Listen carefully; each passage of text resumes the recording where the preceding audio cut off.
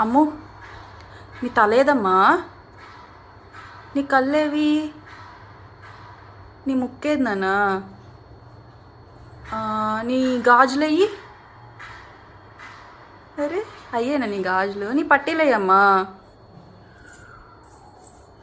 నీ పళ్ళు అయ్యి. అరే నీకు పళ్ళు కూడా తెలుసా? నీ బొజ్జు ఏదమ్మా?